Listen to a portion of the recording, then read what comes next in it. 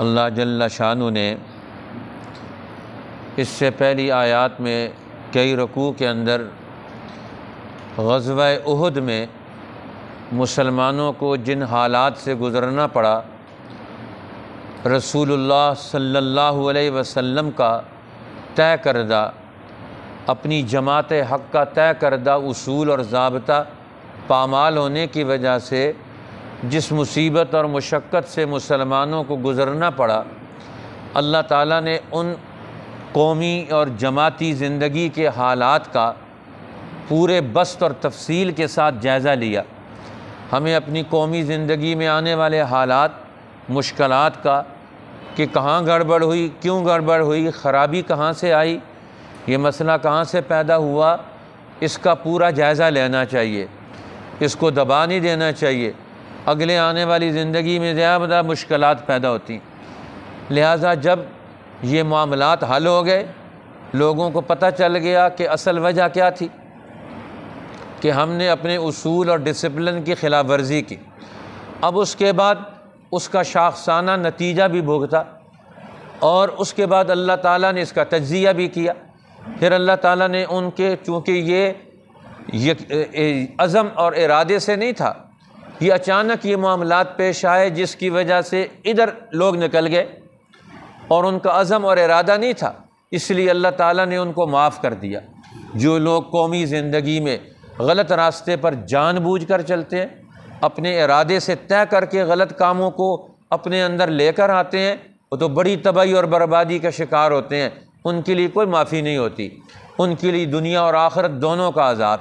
ہاں، جن لوگوں سے یہ اللہ تعالیٰ نے درگزر کی، ان کا ارادہ نہیں تھا اس کا، ان کے ارادے میں تو دین تھا، نبی کی محبت اور عظمت تھی، اور اللہ کے قرآن کو دنیا میں قانوناً حکمران بنانا تھا، اس لیے اللہ نے انہیں معاف کر دیا، اور معاف کرنے کے بعد ان کو تسلی دی، ان پر اللہ تعالیٰ نے صبر و استقامت کا ان کو حکم دیا، پھر ان کے درجات کی بلندیوں کو بیان کیا، قربانی دینے والوں کا تذکرہ کیا، اور پھر تسلی کے طور پر ان کو اللہ تعالیٰ نے نعمتیں اور احسانات یاد دلائے کہ دنیا میں تمہارے اوپر ہم نے کتنے انعامات کیے، کہ اس مشکل گھڑی سے ہم نے تمہیں گزارا، اور تمہارے لیے ہم نے صبر کا، استقامت کا تمہارے لیے معاملہ طے کیا، پھر اللہ نے تمہارے لیے دشمن کو مغلوب کیا، اور تمہیں پھر دوبارہ عزت دی، اور یہ ساری نعمتیں یہ جڑی ہوئی ہیں کس چیز کے ساتھ؟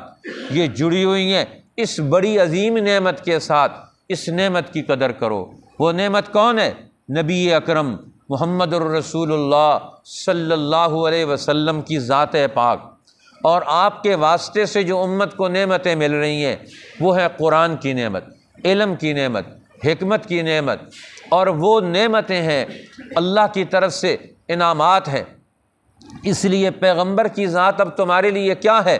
یہ نعمت بھی ہے، رحمت بھی ہے، برکت بھی ہے، لہٰذا اس نعمت سے فائدہ اٹھاؤ، اس رحمت کی قدر ادانی کرو، اس برکت سے اپنا حصہ وصول کرو، ان کے ساتھ جڑے رہو، ان کے آنے والے دیے ہوئے پروگرام اور مشن کے ساتھ اٹیچ رہو، وابستہ رہو، اس سے سرے منہ تجاوز کرنے کا ارادہ اور عزم اپنے اندر کبھی بھی مت آنے دو۔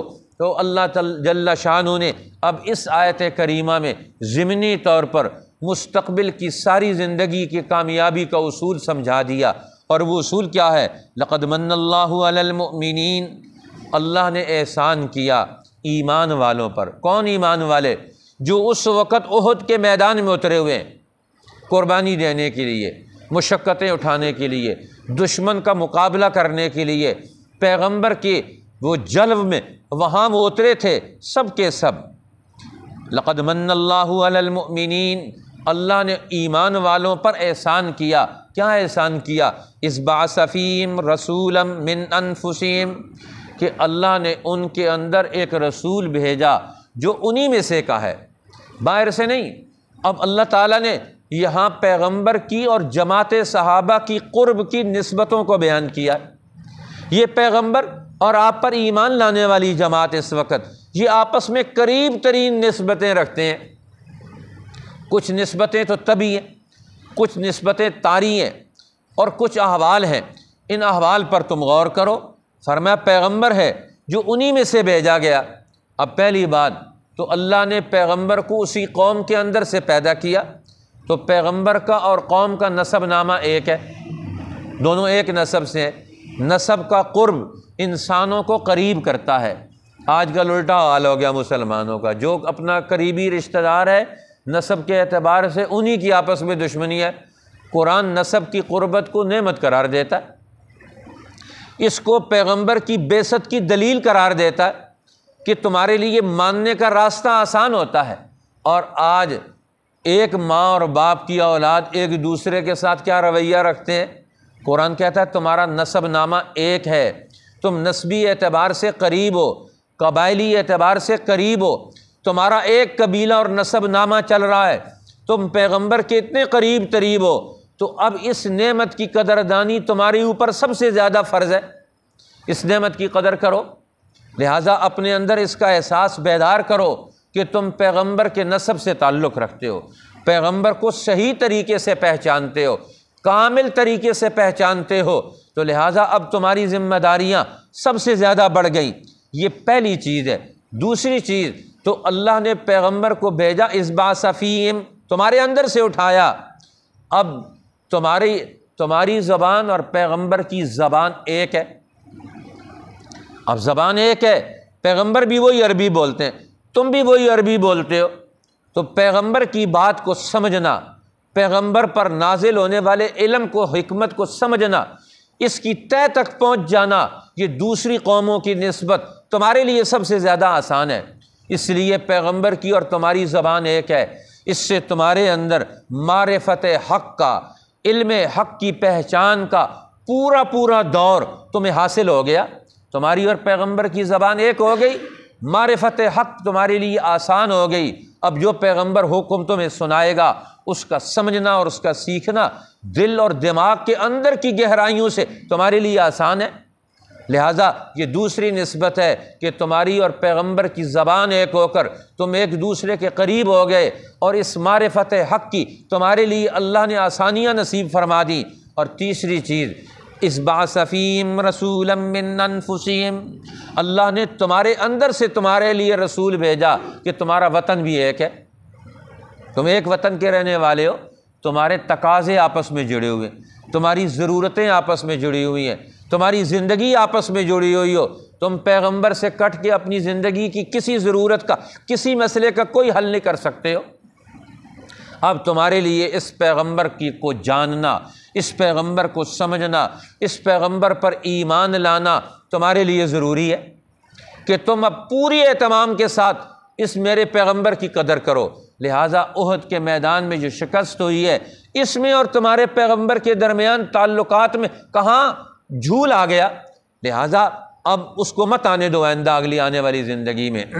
اب تمہارا اپنے پیغمبر کے ساتھ علم کا تعلق، ہر قسم کی نسبتیں یہ قریب ترین ہونے چاہیے۔ اب حضور علیہ السلام کی جماعت، آپ پر ایمان لانے والے عرب، وہ دین حق کا پہلا اور بنیادی پتھر ہیں، وہ آپ کی دعوت میں شریک ہو گئے، وہ ایمان اور قرآن کے علم کی دعوت میں پوری دنیا کے لیے استاذ کا درجہ رکھتے ہیں۔ اس دور کے صحابہ اور عرب، آج کے دور کے نہیں، آج کے دور تو قرآن کو چھوڑ کر پیچھے ہٹ گئے، پیغمبر کو چھوڑ کر پیچھے ہٹ گئے۔ آج کے عرب تو یورپ پر ایمان لے آئے، ان کے اوپر تعلقات کا وہ درجہ ان کے اوپر حاوی ہو گیا۔ وہ عرب جنہوں نے پہلے درجے میں رسول اللہ پر ایمان لا کر، اپنی ساری قربانیاں دے کر، قرآن حکیم کو اول درجے میں لا کر، پیغمبر کو اپنی زندگی میں پہلے درجے میں لا کر کھڑا کر دیا، قرآن کہتا ہے یہ عظیم لوگ ہیں۔ اس لیے اللہ نے انہی عظیم لوگوں کو دوبارہ اس عظمت کو یاد دلایا۔ اب اس میرے پیغمبر کی اور اس پر نازل ہونے والی کتاب اور شریعت کی قدر کرنا، چونکہ تم جانتے ہو لہٰذا تم اس کے بارے میں کبھی غفلت میں مت مبتلا ہونا۔ اور ان کے واسطے سے قیامت تک کے آنے والے مسلمانوں کو سمجھایا کہ اب تمہارے لیے علم حق وہی ہے جو پیغمبر لے کر آئے، تمہارے لیے رہنمائی کا اسوہ وہی ہے جو محمد الرسول اللہ صلی اللہ علیہ وسلم نے اس دین کو زندہ کرنے کے لیے پیش کیا۔ اب پیغمبر نے ساری زندگی کس پر لگائی کہ جو علم آپ پر آیا وہ آپ کی زبان سے، آپ کے دل و دماغ سے نکل کر امت میں منتقل ہو، امت کا ذہن بدلے، ان کا علم بدلے، ان کا عمل بدلے، ان کے اخلاق بدلیں۔ اب پیغمبر نے اپنے علم اور صحبت سے انسانوں کے اندر ایک متحرک جماعت پیدا کر دی کہ جو ہر وقت پیغمبر کی صحبت میں بیٹھتے ہیں، آپ کی مجلس میں بیٹھتے ہیں، آپ سے باتیں سیکھتے ہیں، آپ سے دین سیکھتے ہیں، آپ سے علم لیتے ہیں، آپ سے اخلاق لیتے ہیں، آپ سے زندگی کی رہنمائی لیتے ہیں، قدم قدم پر آپ کی رہنمائی پر پورے اہتمام اور اطمینان کے ساتھ کھڑے ہوتے ہیں۔ اب اللہ کے پیغمبر صلی اللہ علیہ وسلم کی یہ اہمیت اور یہ عظمت قرآن پیش کر کے اگلی زندگی کے میدانوں میں کامیابی کا اصول سمجھا رہا ہے کہ تم جب حق کے ساتھ جڑ جاؤ گے یہ تمہاری کامیابی ہے۔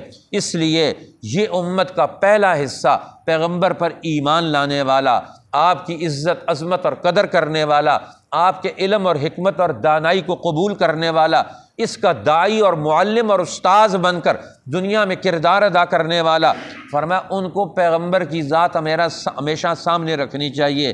اب پیغمبر کی محنتوں کا حاصل کیا ہے؟ قرآن 4 چیزوں کی شکل میں پیش کرتا ہے۔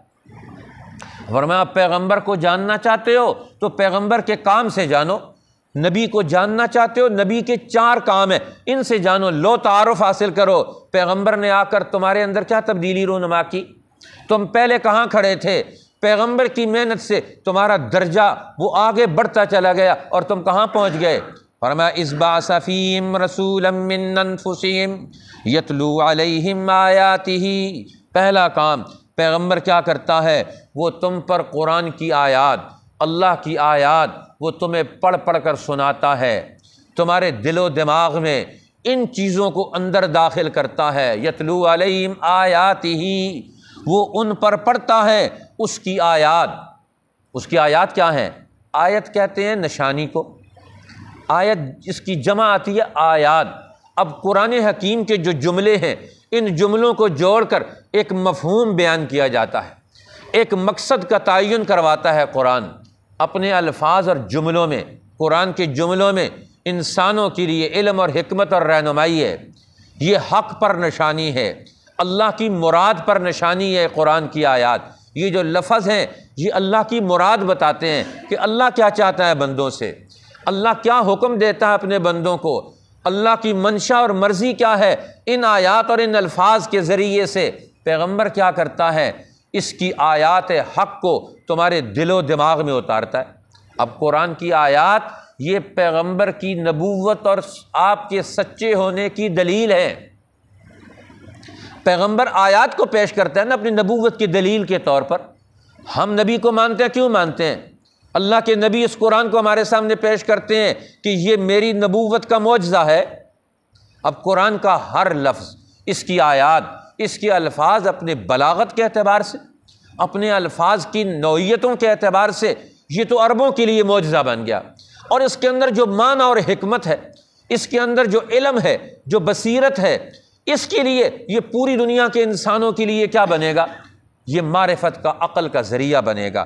اس لیے عربوں کے ذریعے تو قرآن کے الفاظ اور معنی دونوں یہ نبوت کی دلیل ہیں، اور اجمی قوموں کے لیے قرآن حکیم کا معنی اور حکمت، اس کے اندر کا پروگرام اور مشن یہ عظیم ترین مشن ہے جس نے اس پست قوم کو، غلاموں کو اس علم کے ذریعے سے پیغمبر نے کہاں دنیا کا امام بنا کر کھڑا کر دیا۔ اب یہ قرآن کا معجزہ ہے نا کہ قرآن نے ان کے اندر کس انداز سے علم اور شعور پیدا کیا، بصیرت پیدا کی، جس کی وجہ سے وہ جاہل اور جڈ لوگ وہ دنیا کی قوموں کے امام بن گئے۔ اب یہ قرآن کا اعجاز ہے، یہ پیغمبر کی صحبت کا نتیجہ ہے۔ اس لیے اب قرآن دنیا میں ہمیں حاصل کرنا ہے۔ یتلو علیہم آیاتہ، اس کی آیات کو پڑھتے ہیں، اس پر غور کرتے ہیں، اس سے اپنے دل و دماغ میں حق کی پہچان پیدا کرتے ہیں، اور اس کے ذریعے سے اگلا مرحلہ پھر پیغمبر ان کو طے کرواتا ہے۔ وَيُزَكِّيهِمْ، ان کے دلوں کو پاک کرتا ہے ماحول کے اثرات، باطل کے اثرات، شرک اور کفر کے عقائد کے اثرات، بد اخلاقیاں جنہوں نے انسانوں کے دل و دماغ کو جکڑ کے رکھا ہوا تھا، پیغمبر نے اپنی صحبت سے، اپنے ماحول سے ان کے اندر ایسی حرارت، تپش پیدا کر دی، ان کے اندر ایسی حیثیت پیدا کر دی کہ پیغمبر کی صحبت نے ان کو اندر سے بھی دھو ڈالا، اور ظاہر بھی ان کا پاک ہو گیا، اور ان کا باطن بھی پاک ہو گیا. بھائی یزکیم، ان کو شرک سے اور ہر بد اخلاقی سے، آلائش سے پاک کر کے ان کو دنیا میں رہنمائی کے اور علم حق کے حصول کے لیے ان کو تیار کر دیتا ہے. اب صحبت صالح، یہ اچھا ماحول، یہ انسان کی ترقی کا ذریعہ بنتا ہے. اب صحابہ کرام میں یہ کمال کہاں سے پیدا ہوا؟ یہ صحبت نبوی سے پیدا ہوا. تو تزکیہ کی بنیاد یہ پیغمبر سے محبت اور عظمت کا تعلق ہے، دل کی گہرائیوں سے. صحابہ کرام جوں ہی وقت ملتا تو وہ آ کر حضور علیہ السلام کی مجلس میں بیٹھ جاتے، انتظار کرتے مسجد میں آ کر کہ ہمیں رسول اللہ کی صحبت میں مجلس میں بیٹھنا نصیب ہو جائے. یہ شوق تھا ان کو کہ آپ کے چہرہ انور پر نگاہ پڑ جائے، آپ کی مجلس میں بیٹھ جائیں. اہل حق کی نسبتوں میں، محبت میں مجلس میں بیٹھنا یہ بھی انسان کو کمال اور ترقی عطا فرما دیتا ہے. لہٰذا دوسرا کام تزکیہ نفوس ہے. اور تیسرا کام کیا ہے؟ وَيُعَلِّمُهُمُ الْكِتَابَ، انہیں کتاب کی تعلیم دیتا ہے، شریعت کے احکامات سکھاتا ہے، ان کے اندر دین کا علم یہ پورا منتقل کرتا ہے. کتاب میں لکھی ہوئی چیزیں کیا ہیں یہ ان کے دل و دماغ میں نقش کر دیتا ہے، سمجھا دیتا ہے. آج مسلمان قرآن حکیم کے علوم سے کتنے دور ہو گئے. ہم قرآن جو زندگی دینا چاہتا ہے آج ہمیں اس کی سمجھ نہیں ہے، اس کی بصیرت نہیں ہے، اس کے لیے ہمارا وقت نہیں صرف ہوتا. طالب علمی کے دور سے بہت سارے علوم پڑھتے ہیں جس سے ڈاکٹر بن جاتے ہیں، انجینئر بن جاتے ہیں، بہت سارے اور چیزیں بن جاتے ہیں. انسان نہیں بنتے. انسان قرآن کے علم سے بنتا ہے. اب ڈاکٹر بن جائے، انسان نہ بنے تو نتیجہ تو وہ تباہی کی شکل میں آئے گا. اسی طرح انجینئر بن جائے، انسان نہ بنے، وہ تو قوموں کو تباہ اور برباد کرے گا. اسی طرح لوگ حکمران بن جائیں لیکن انسان نہ بنے، ان کے اندر درد نہ ہو، احساس نہ ہو، تو پھر دنیا میں ان کی حکمرانی لوٹ مار کی ہوگی، تباہی اور بربادی کی ہوگی. اس لیے اللہ کے پیغمبر نے ان کو کتاب کی تعلیم دے کر، دین کے احکامات سمجھا کر، شریعت کے سارے حلال اور حرام کو ان پر واضح کر دیا. یہ حلال ہے اور یہ حرام ہے، یہ زندگی میں آنا چاہیے اور یہ زندگی سے نکلنا چاہیے. اب ہر چیز ہم زندگی میں داخل کرنا چاہتے ہیں، حلال اور حرام کا فرق ہی نہیں رکھنا چاہتے. وَيُعَلِّمُهُمُ الْكِتَابَ، وہ کتاب کی تعلیم دیتا ہے. اور کتاب کی تعلیم کا پہلا اثر کیا پیدا ہوتا ہے؟ فرقان. اس لیے اللہ تعالیٰ نے فرمایا قرآن یہ فرقان بن کر آیا، حق اور باطل میں، حلال اور حرام میں، جائز اور ناجائز میں یہ فرق کرنے والی کتاب ہے. ایک چیز کس وقت حلال ہے اور کس وقت حرام ہو جاتی ہے، قرآن کا جاننے والا فوراً اس کو سمجھ لیتا ہے اور حلال کو حلال جان کر اس کو اختیار کرتا ہے، حرام کو حرام سمجھ کر اس سے بچنے کی کوشش کرتا ہے. فرمایا تیسری چیز جو پیغمبر سکھلاتے ہیں، والحکمت، دانائی اور حکمت کی بات انہیں سکھاتے ہیں کہ ان کے لیے عقل اور سمجھ آ جائے قرآن اس کو عمل میں کیسے لانا ہے. اس لیے دین حکمت بھی سکھاتا ہے. امام اعظم امام ابو حنیفہ رحمۃ اللہ علیہ فرمایا کرتے تھے کہ 1 من علم کے لیے 40 من عقل کی ضرورت ہوتی ہے. آج علم تو سب لوگوں کو ڈھیلا جاتا ہے زبردستی، کتابیں پڑھ کے معلومات کا خزانہ جمع کر لیے سب لوگوں نے. اس علم کو عمل میں لانے کے لیے عقل کسی کے پاس نہیں رہی. عقل والوں سے حاصل ہوتی ہے، ان کی صحبت میں بیٹھنے سے حاصل ہوتی ہے. لہٰذا ہم نے کتاب کے الفاظ کا علم تو حاصل کر لیا لیکن کتاب کی حکمت اور دانائی کو حاصل نہ کیا. اس نتیجہ کیا نکلا کہ آج ہم کتاب پر صحیح طریقے سے عمل نہیں کر سکتے. تو لہٰذا اللہ کے پیغمبر ہر قسم کی حکمت اور دانائی کی باتیں، زندگی کے حقائق سمجھاتے ہیں. فرمایا وَإِن كَانُوا مِن قَبْلُ لَفِي ضَلَالٍ مُّبِينٍ. پیغمبر کی آمد سے پہلے، بعثت سے پہلے، نزول قرآن سے پہلے کہ اپنی زندگی کو، بازاروں کو، گھر کو، اپنے رسم و رواج کو، اپنی چال چلن کو، بول چال کو، اپنی زندگی کے معاملات کو، معاشرت کو، سیاست کو، ہر چیز کو اٹھا کر دیکھو تم کتنی پستیوں کا شکار تھے. اور قرآن کے علم نے تمہاری اینک لگائی، تمہارا دل بدلا، تمہارا دماغ بدلا، تمہاری سوچ بدلی، تمہارے رویے بدلے، تمہارا طریقہ کار بدلا، تمہارے گھروں میں تبدیلی آئی، تمہارے اخلاق میں تبدیلی آئی، تمہارے بول چال میں تبدیلی آئی، تمہیں ایک دوسرے کا ادب احترام ملا، تمہیں ایک دوسرے کی عزت عظمت حاصل ہوئی، تمہیں چیزوں کا سیکھنے کا، پڑھنے کا، استعمال کرنے کا طریقہ سلیقہ نصیب ہوا. دیکھو تم کس گمراہی میں تھے، قرآن نے کس گمراہی سے نکال کر پستی سے نکال کر تمہیں ہدایت کے کتنے اونچے منصب پر پہنچا دیا۔ وَإِن كَانُوا مِن قَبْلُ لَفِي ضَلَالٍ مُّبِينٍ، اگرچہ اس سے پہلے وہ بڑی واضح گمراہی میں تھے، قرآن نے آ کر ان کی گمراہی کا دور ختم کر دیا۔ علم اور شعور کا، اخلاق اور عمل کا، ایمان اور محبت کا، اطاعت حق کا ایسا دور پیدا کیا کہ دنیا اس دور کی آج مثالیں پیش کرتی ہے، وہ تاریخ کا نمونہ بن گیا وہ دور۔ اب صحابہ کرام کا، رسول اللہ سے لے کر یہ 2 صدیاں 3 صدیاں جو ہماری پہلے گزری ہیں، جو آج نمونے کے دور پر دنیا میں پیش کی جاتی ہیں۔ مسلمانوں کا عظیم ترین دور جس نے دنیا کی قوموں کا رخ بدل دیا، دنیا کے حالات ہی بدل دیے، زمین اور کرۂ ارض پہ بسنے والے انسانوں کی زندگی کے رنگ ڈھنگ اور ناچ کو ہی بدل ڈالا۔ ہر قوم کے اندر علم اور شعور کا دور، اخلاق کا دور لا کے کھڑا کر دیا قرآن نے۔ پیغمبر کی اس جماعت نے ایسی نمائندگی کی دنیا میں قرآن اور دین کی کہ دنیا کی ساری قوموں کی دنیا اور آخرت دونوں کو بدل دیا۔ لیکن آج مسلمان خود محروم ہو گئے، آج گمراہی کا شکار ہے ہم خود۔ ہر عمل ہمارا قرآن کے خلاف، سوچنا قرآن کے خلاف، انداز ہمارے قرآن کے خلاف۔ پیغمبر جو چاہتے تھے آج ہم وہ نہیں کر رہے۔ اللہ ہمیں قرآن حکیم کی طرف، پیغمبر کی طرف، دین کی طرف، حق کی طرف رجوع عطا فرما دے، اور اس گمراہی اور زوال اور ذلت اور ضلالت کے دور سے نکلنے کی توفیق عطا فرما دے۔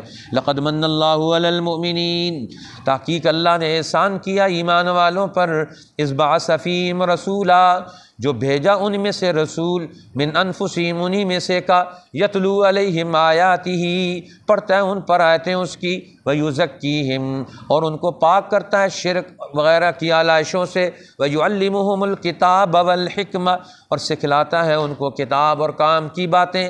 وَإِن كَانُوا مِن قَبْلُ لَفِي ضَلَالٍ مُّبِينٍ، اگرچہ وہ تھے پہلے اس سے گمراہی میں مبتلا۔